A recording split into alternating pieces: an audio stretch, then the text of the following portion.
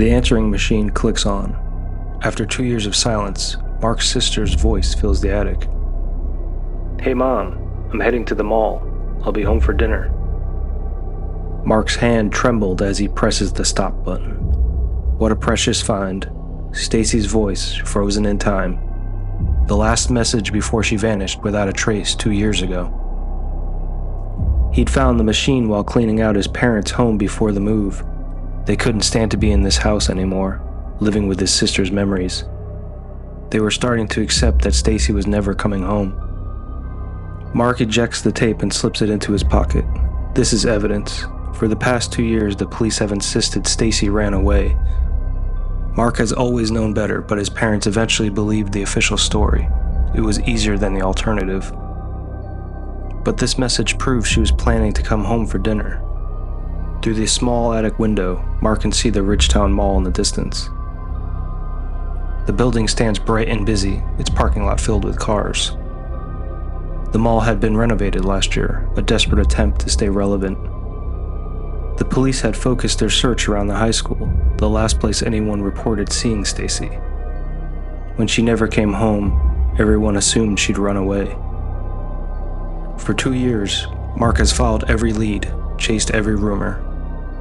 He'd driven to 3 different states following supposed sightings. No one knew she'd gone to the mall that day, until now. Mark can't shake the feeling that knowing where she'd actually gone changes everything. If they'd been looking in the wrong place this whole time, what else had they missed? The mall's main entrance doors slide open, blasting Stacy with air conditioning that raises goosebumps on her arms. She adjusts her backpack strap, scanning the food court. Jake had told her he'd meet her by subway. She's still mad at him after their fight yesterday. His comment about her being too clingy had stung, but she's willing to make up, to work things out, if he apologizes. She glances at her G-Shock watch as she drops a quarter in the payphone slot, calling her mom to check in. She leaves a message on the answering machine that she'll be home for dinner. Stacy spots Jake's familiar hockey jacket near the center of the food court. He's leaning against a pillar, his back to her. Then she sees the girl, Amber from chemistry class, standing way too close to him.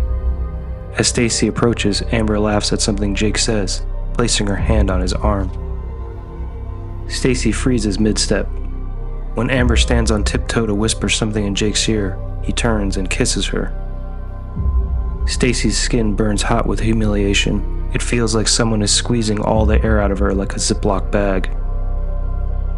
3 months of I love yous and mixtapes and late-night phone calls, all lies. The necklace he gave her for her birthday is suddenly choking her. How long has this been going on? Does everyone at school know? She feels stupid and exposed, as if the entire mall can see her standing there like an idiot while her boyfriend kisses someone else. Stacy backs away, bumping into a trash can. Tears blur her vision as she turns and runs. She just needed to get away. She passes by Musicland.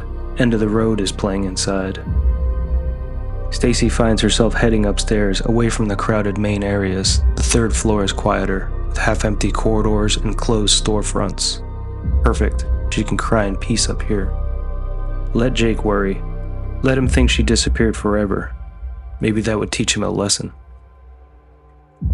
As she rounds a corner, wiping furiously at her eyes, a pulsing light draws her attention. In the shadowy alcove ahead stands a photo booth that used to be downstairs next to Sweet Factory, the one she'd squished into countless times with friends. It looks different up here on this deserted 3rd floor, tucked beside an empty cigarette machine, like it's hiding. Smile like you mean it, the sign reads, with a clown face that stares right at her. $1 per photo strip. The lights inside the booth flicker. The ambient mall noise seems to disappear, replaced by carnival music. The curtain ripples slightly, though there's no breeze up here. Stacy hesitates, then pulls the curtain aside. She just needs a moment alone, away from everyone. Then she gets an idea. She'll take some pictures, looking sad, crying. She'll slip them into Jake's locker tomorrow, show him exactly how he made her feel. She digs in her pocket for $1 bill, smooths it on her knee, and slides it into the slot. The machine hums to life. Prepare for photo. 3, 2, 1. Stacy can't hold back her tears for the first flash, the betrayal still fresh. Her face contorts with sadness as the light blinds her momentarily. She tries wiping her eyes. The second flash catches her looking even more devastated. The third photo captures her hunched shoulders, her trembling lips. Full sobs shake her body as the flash goes off, highlighting the streaks of black mascara down her cheeks and the absolute despair in her eyes. As the final flash faded, the booth's interior grows suddenly intensely cold. The walls pulse with a heartbeat. It smells like burned hair. Stacy feels a tug, invisible hands pulling her backward. She tries to scream, but no sound comes out. The curtain is right there, inches away, but she can't reach it. The last thing she sees is her own terrified reflection in the booth's glass, growing fainter as darkness closes in. Outside, the photo strip slides silently into the empty tray.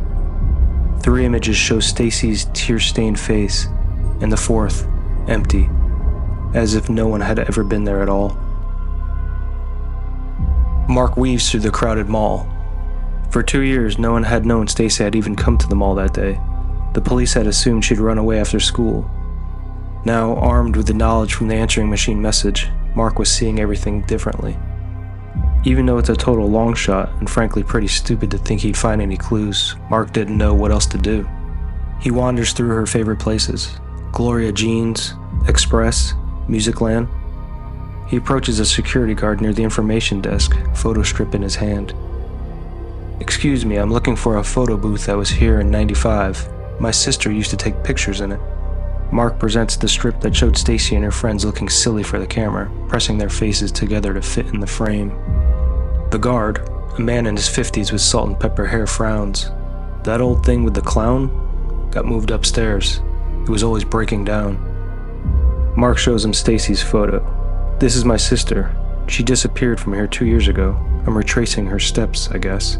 Revisiting places she used to hang out." The guard's expression softens. "I'm sorry about your sister, son. Missing person cases are tough. Do you know if they got rid of the booth?" "Nah, it's in storage. 3rd floor. That's where they keep all the outdated stuff. Mall management never throws anything away." "Can I see it?" The guard hesitates. "It's employees only up there." "Please," Mark says. "It's important." After a long moment, the guard nods. "I get off in 10 minutes. Meet me by the service elevators past the food court. And don't make me regret this." The service elevator creaks its way to the 3rd floor. When the doors open, Mark finds himself in a narrow corridor lit by flickering fluorescent bulbs. "Storage is through there," the guard says, unlocking a heavy door at the end of the hall. "I can give you 15 minutes. After that, you are never here." The warehouse beyond is massive, a retail graveyard. Dismantled kiosks, mannequins missing limbs, and out-of-business store signs like Lots to Love and Herman's Sporting Goods. Row after row of shelving units stretch into the shadows. Mark moves methodically through them, passing broken Street Fighter arcade machines, old Christmas decorations, and stacks of outdated Rainforest Cafe menus. In the back corner, a section is dedicated to larger items. A carousel horse with chipped paint, a busted popcorn machine. And there, against the far wall, stands a photo booth. Mark approaches slowly. The booth's exterior is weather-beaten, faded lettering you can barely make out. "Smile like you mean it." A leering clown face seems to track his movement. "I should get back to my station," the guard yells out, his voice echoing in the vast space. 15 minutes, remember?" As the guard's footsteps fade and the door closes. Mark becomes aware of the carnival music and sees the booth's power cord laying coiled at its base, unplugged. Yet somehow a faint glow emanates from behind this closed curtain.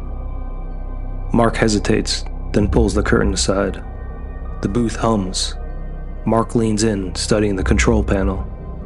As he does, his reflection in the glass shifts, distorts. For a split second, another face overlays his own.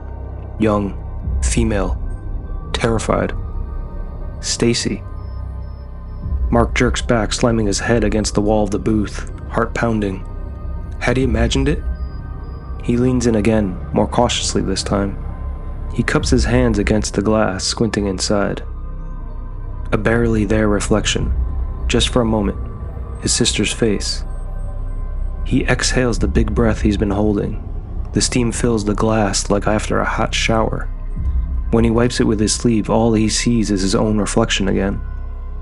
Mark hurries out of the booth and studies it from the outside. Is there a trap door, a secret opening somewhere? He runs his fingers against the metal walls.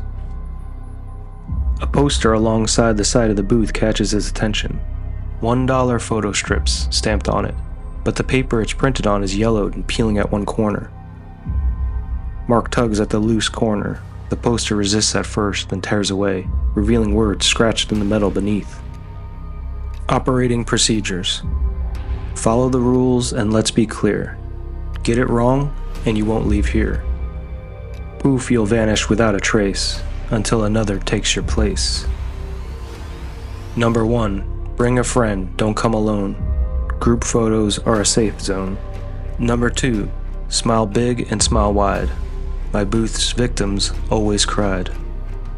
Mark stares at the rules, his mind racing.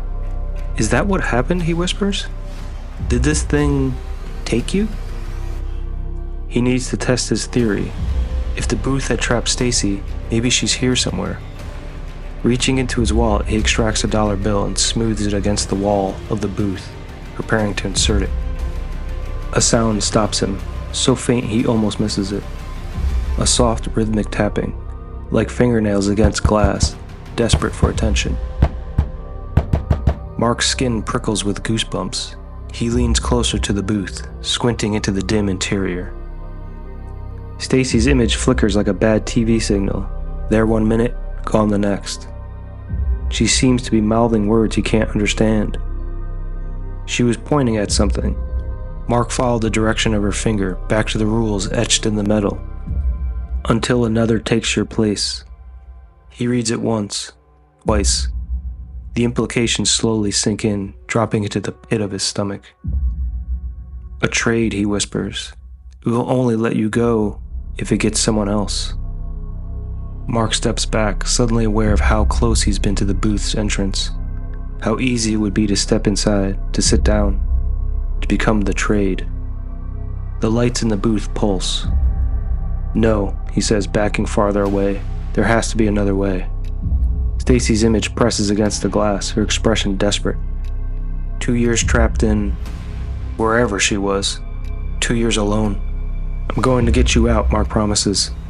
There has to be another way. He turns, scanning the warehouse more carefully now. The aisles of abandoned retail items. There had to be something useful. His gaze stops on a collection of mannequins. They stand in a cluster like frozen soldiers.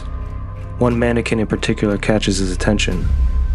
Unlike the others, it isn't just a torso on a stand, but a complete figure with articulated limbs.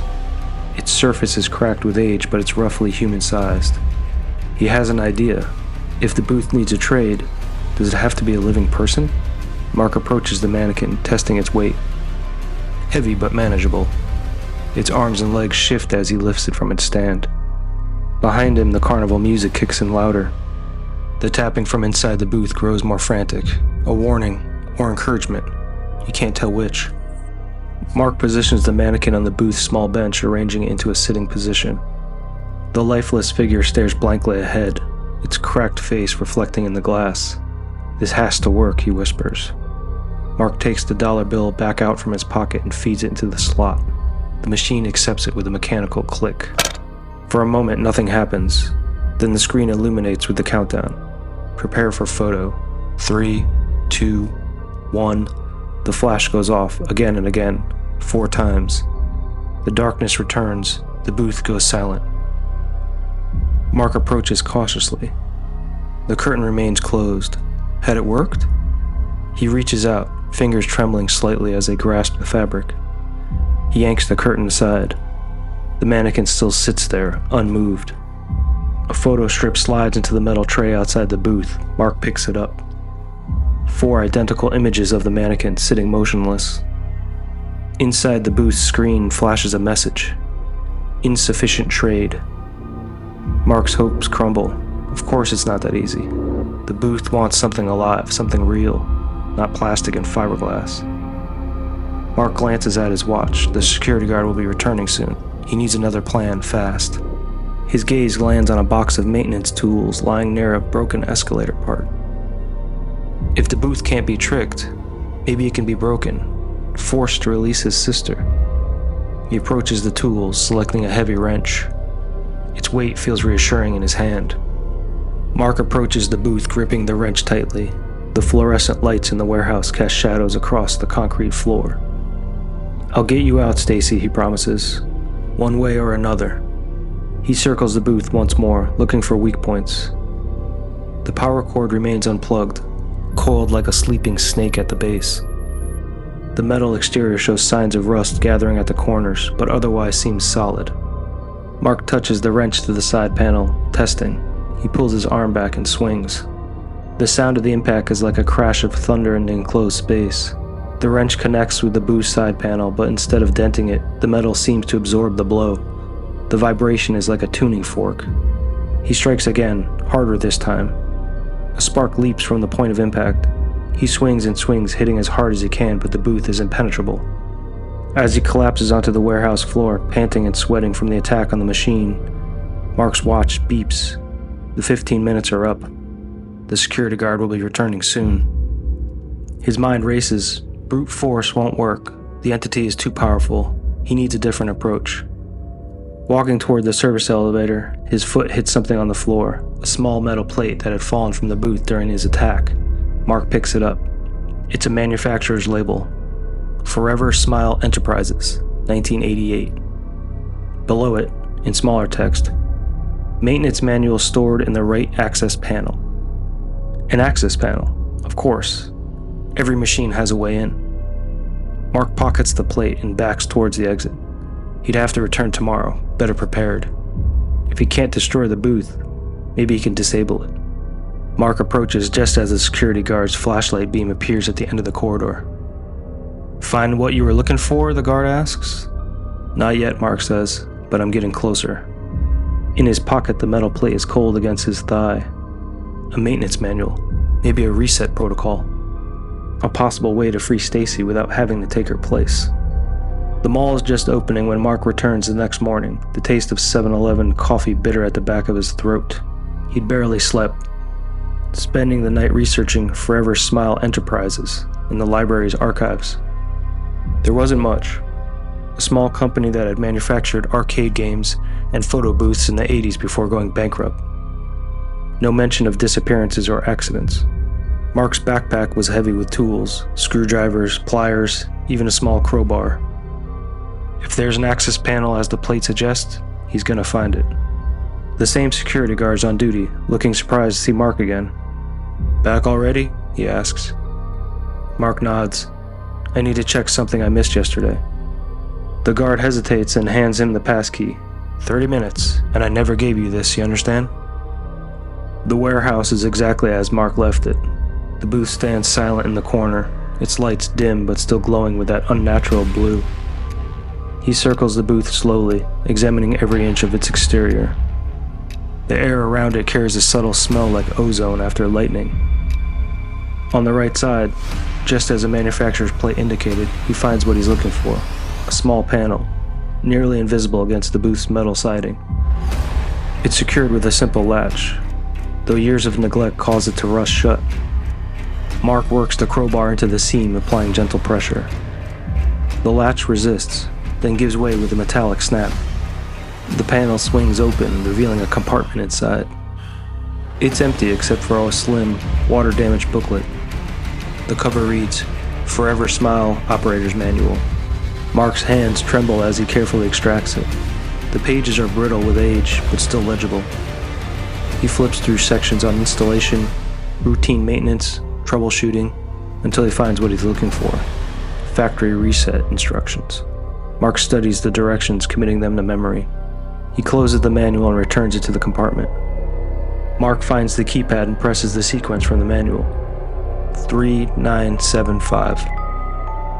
The booth's lights flicker, then turn amber. A digital voice emerges from hidden speakers. "Factory reset initiated." "It's working," he mutters. "This is it." According to the manual, he just needs to run a complete photo cycle with the booth empty to complete the reset. That will clear all current transactions, including, hopefully, whatever traps Stacy. Mark steps back, closing the curtain. He inserts $1 into the slot, then waits. The familiar countdown begins. Prepare for photo. 3, 2, 1. Then nothing. Mark holds his breath, waiting for what seems like minutes.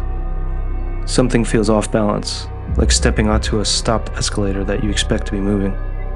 With cautious movements, he reaches for the curtain, slowly pulling it back. The light above the camera is blinking erratically. It's glitching. Mark moves towards it to give it a shake, a nudge with his palm like he would a vending machine when a candy bar doesn't fall properly. The flash comes without warning, and it's blindingly bright. He recoils, horrified, yanking the curtain closed like it would somehow protect him. What just happened? Silence. More than quiet. As if all audio in the universe has been temporarily switched off. Then the booth's light returned to their normal blue. The display resets to its default message. Insert $1 to begin. Did it work?